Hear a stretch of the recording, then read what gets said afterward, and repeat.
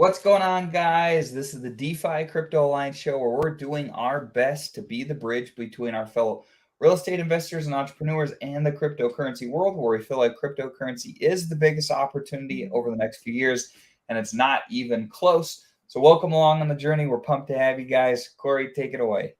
Absolutely. Good morning, Hexakins, or good afternoon, Ted. You're probably somewhere on the East Coast like myself. I'm in EST time right now, so it's noon. But I feel like half of our viewers are in morning time, but who knows?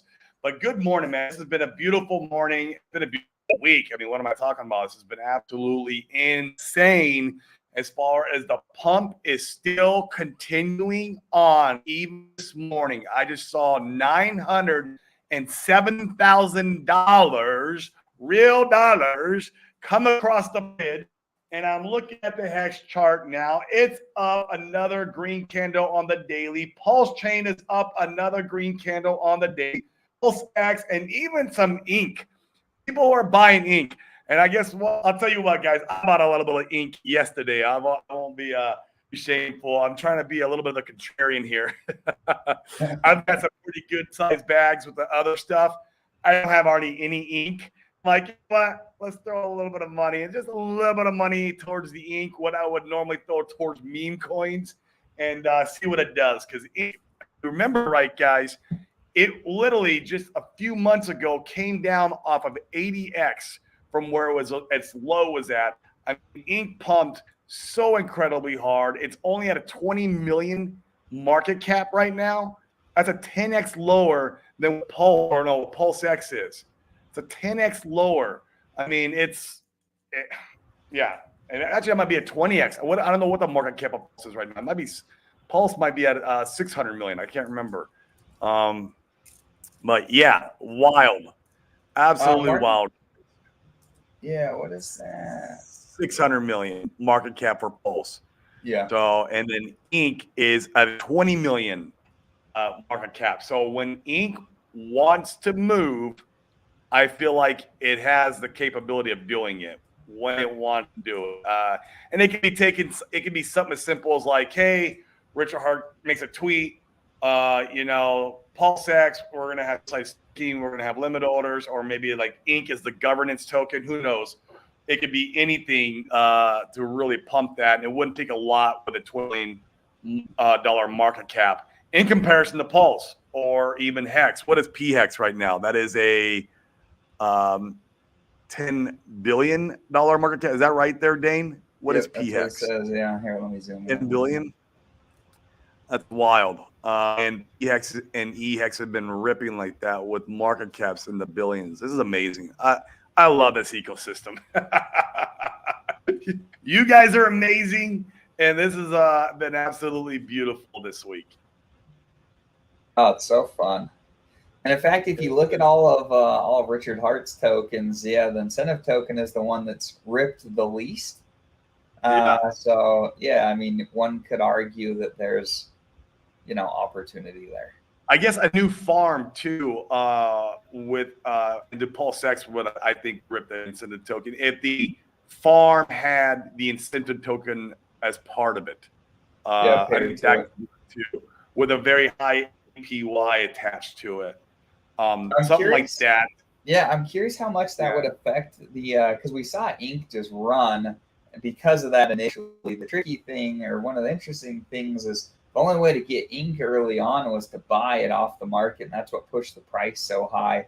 So a lot of people have been farming it now for a number of months. Would a new Ink farm do much? I wonder. I'm curious. But there's only $20 million worth of Ink out.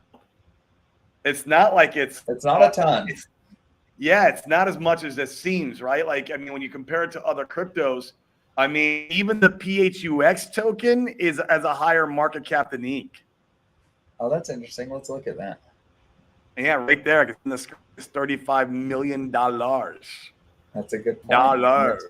And it's moved nice. In fact, if you look at it's moved harder in the last 2 months than the Ink token has. Yeah. It's interesting. It just takes one little bullish news from RH to move that token, and it was rocket.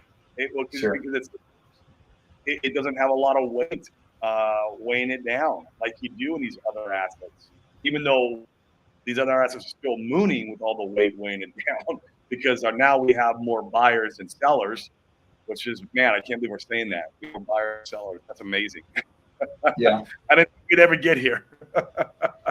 Well, and it's interesting to look at something like, man, shout out to B Roots. I thought he nailed this. I saw this tweet the other day and I was like, why was I so stupid? He said, if you participate in a sacrifice, you essentially bought into round 2 of the ICO disaster from a bull run ago, where you were buying all this stuff.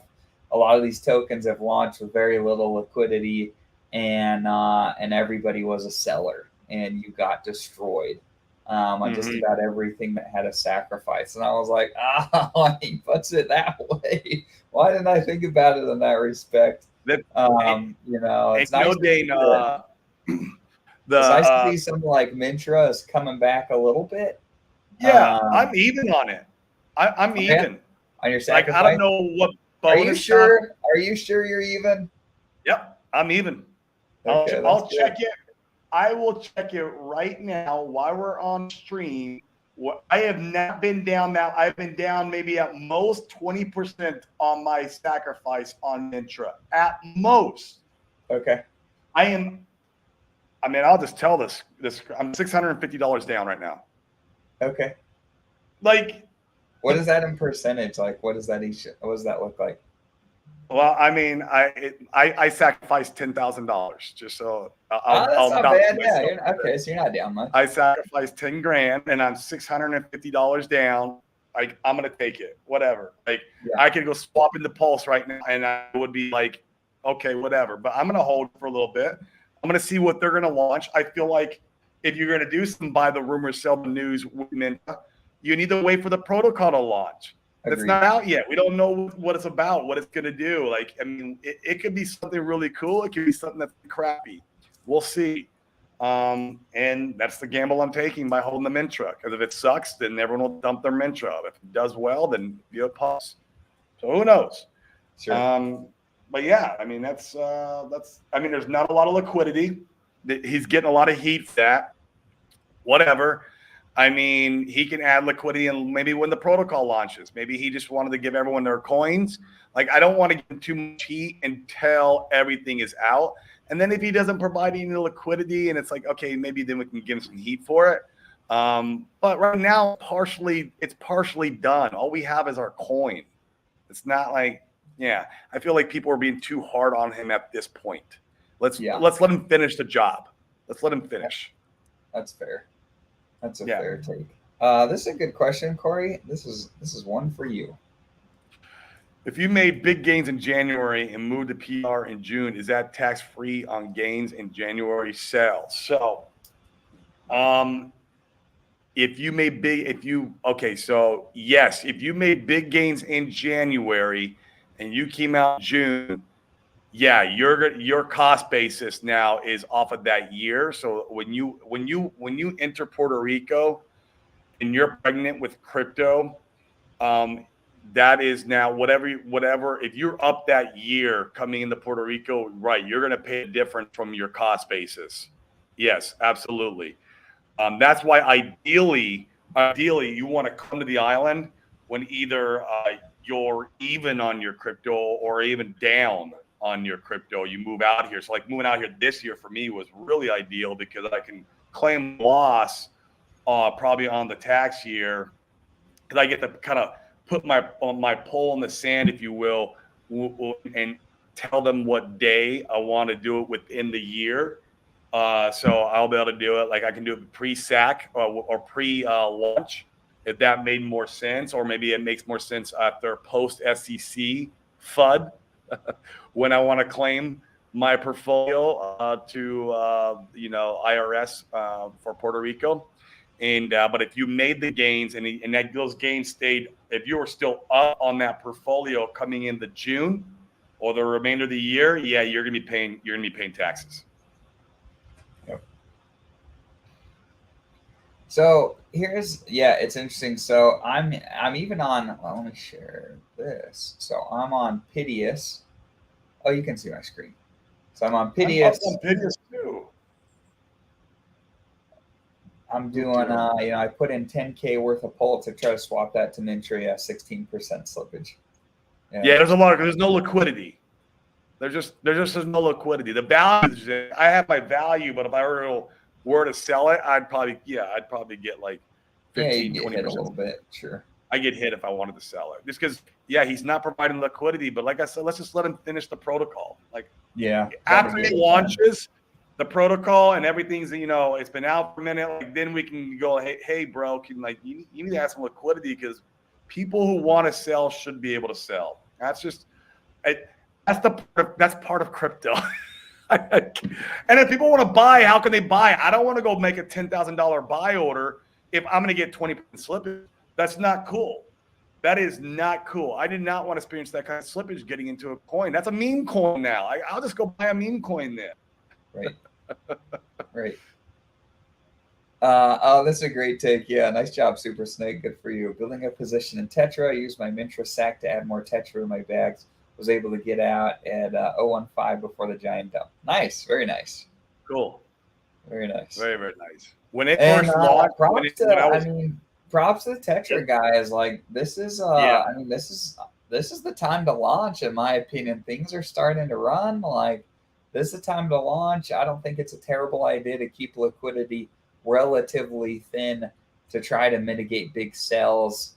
Until you have the protocol up, you give it a little bit of time, you let things settle in, then you can always bootstrap and add liquidity from there. I don't think that's too crazy. Yeah, I'm excited for those guys. I really feel like they're going to be the sleeping giant. If they pull off everything they're saying that they're going to do, it's going to be an absolutely wild ride with those guys. I feel like they're so innovative that this will revolutionize blockchain as a whole. I really do, man. It's that kind of technology that they're trying to develop here. Are you talking about Mintra or Tetra? Tetra. Oh, Tetra. Okay, because I don't know about that. You're like, Mintra? Like, that's going to revolutionize blockchain as a whole? Well, crap. You're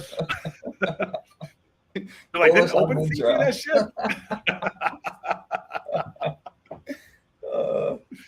No, I'm with you. I think Tetra's interesting. In fact, I'm up a nice, not quite a double, but it's getting closer to a double on my Tetra, which is nice. Yeah. People are starting to, kind of buy it. They're nibbling at it because they know it's coming around the corner. They're still trying to build their positions, and like I said, the only downfall would be like if they were unable to produce what they're promising to produce, right? What they're talking about and produce, if they fell short, or if there's something wrong with the code or whatever. I mean, we play in crypto. This is the risk we take. But if they pull it off, you better hold on to your shorts. That's my opinion. Yep, agreed. I'm with you. Huge upside. Tetra's coming. In fact, they're really close. I think we're supposed to have some intriguing updates. They're even talking about releasing dates this Friday. Excuse me. For launches of portions of their protocol. So that's exciting. In fact, Corey, so Liquid Loans came out, got everybody excited about the Fetch Oracle that they're gonna launch, and then there's supposedly a bug that was found, and now it's weeks away type of thing. Honestly, like, if it were me, I wouldn't say any dates until I was like 100% solid. Like, we're freaking launching this thing. Everything's come back from audits clean. Like, there's just there's no sense in ruffling some feathers. Everyone is already so ruffled from the sacks. Man, it's unfortunate. Yeah, but it's coming. It's coming. He did say weeks, not months. So take that for however you want to take it. We've seen weeks turn into months and months turn into years. Yes. That's for sure. In this ecosystem, that's what we've seen. And so, but man, we really want this Oracle to come out, because man, that is really when things can really heat up, and the timing still could be good. I mean, if we're out in November-ish, maybe even December, if it really pushed out that far, okay, end of the year, Oracle comes and all these protocols launch going into the new year when we're starting to really heat up and we're kind of going to that Bitcoin halving. Timing still could be pretty good. Nice DeFi. Now we're going to be like a DeFi winner. Instead of a DeFi summer, we're going to get a DeFi winner. So nice little Christmas present with all these protocols launching. And it'll be fun, man. It'll be a lot of fun. Yeah, it will. Yeah, Liam, I think that's a good take. Yeah, Liquidity and Teller have been running flawlessly on these. It must be, I mean, if I had to guess, I don't know, we're not developers, but they said they're trying to create some cool game mechanics to Teller and make that interesting. I imagine that's probably where, they ran into some issues. If I had to guess, I don't know though. Yeah, I don't know either, man. Or it could just be an excuse. Whatever. Who knows? Who knows? Oh man, you punting that out 2 years. That was 2 weeks. Yeah, tech is hard. Yeah. But I got one for you, Dana. I want your opinion on something. What are your thoughts? And this is kind of a little bit of the tinfoil hat, a little bit of some insider whales knowing that Richard Hart already beat the SEC and they're going to dismiss it, and that's why we're pumping.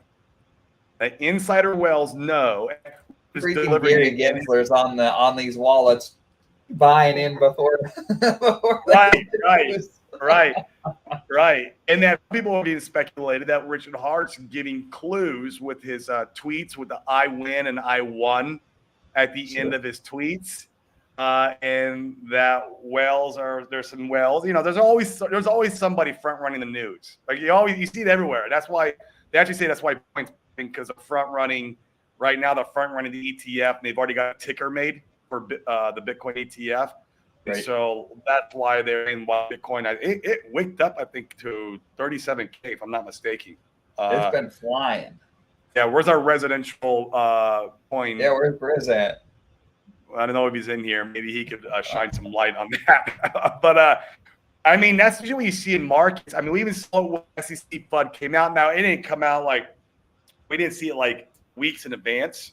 We saw I remember that morning, it dumped. It was down already 50%.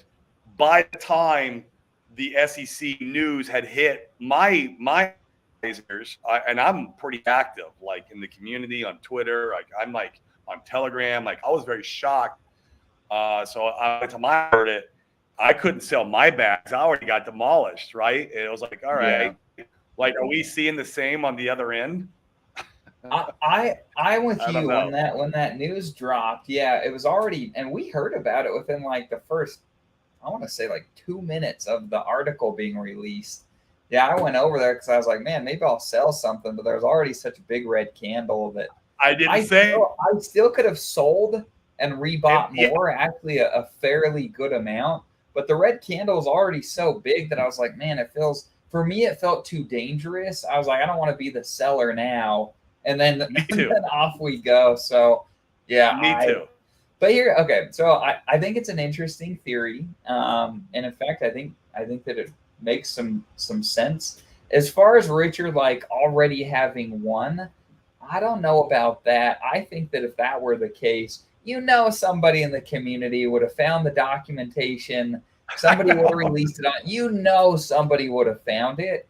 So I don't know about officially winning, but definitely, I mean,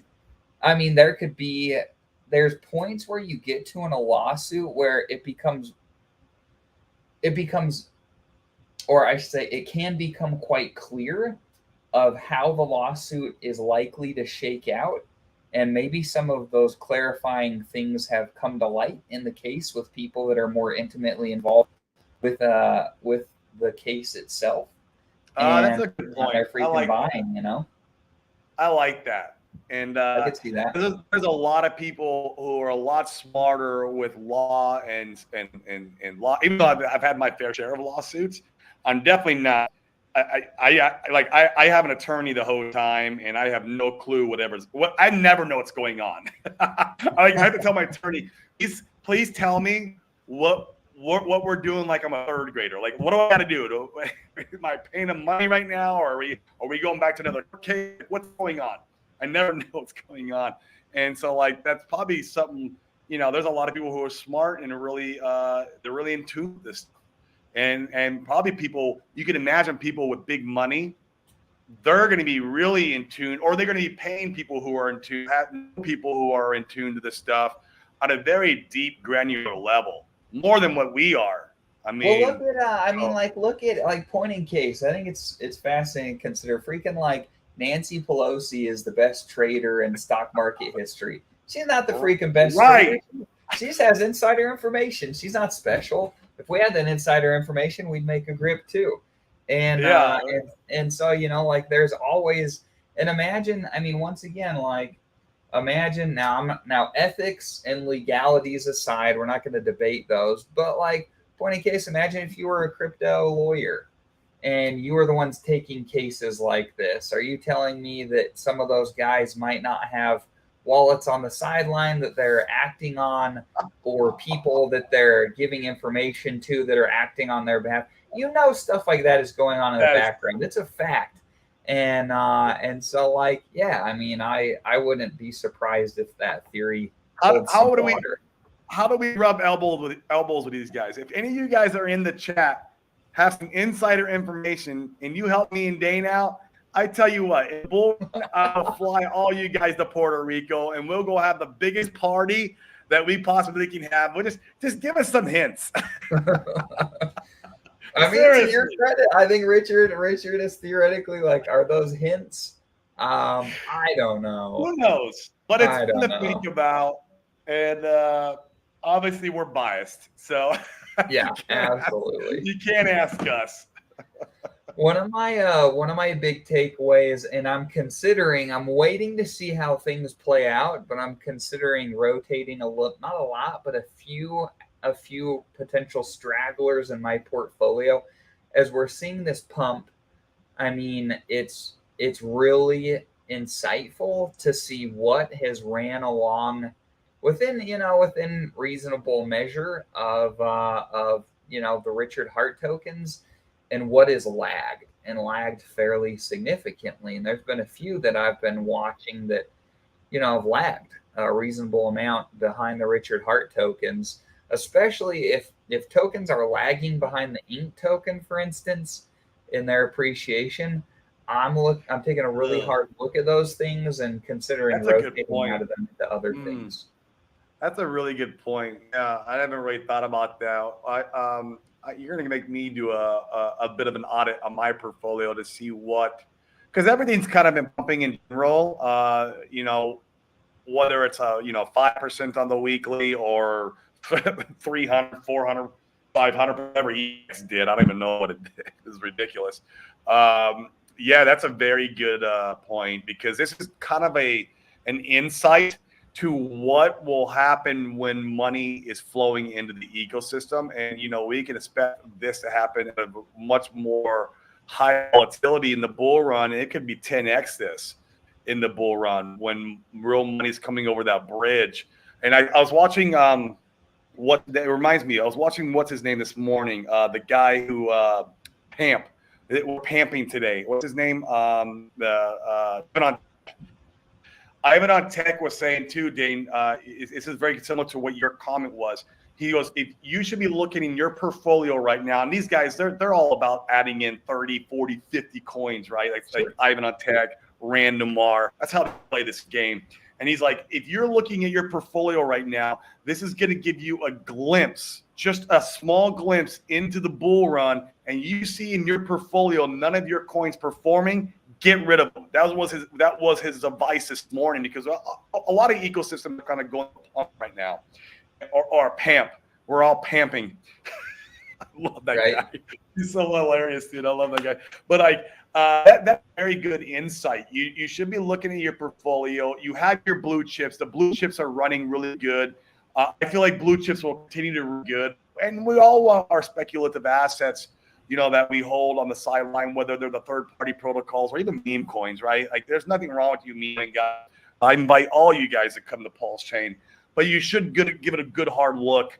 Yeah, if you're lagging behind the ink token, that's a good indicator, man. Don't you think that's like a reasonable benchmark to say, gosh, I if like we lagged behind? I do, man. I like it. We might want to And talk about, especially if it hasn't. So let me give a caveat, and this is my thought process. And if you can help me fine tune this over the next couple of weeks, I love your insights. I'd like to go back to this and see if we can develop some sort of framework here that makes sense. So my current benchmark I'm using is the ink token. If things that I own have lagged, in at least and now me and Corey pretty well, like almost everything we own is in the Pulsechain ecosystem. So I'm looking Pulsechain, I'm using ink as the qualifier and saying, hey, if you've lagged behind ink, maybe you're not something that I want to be holding.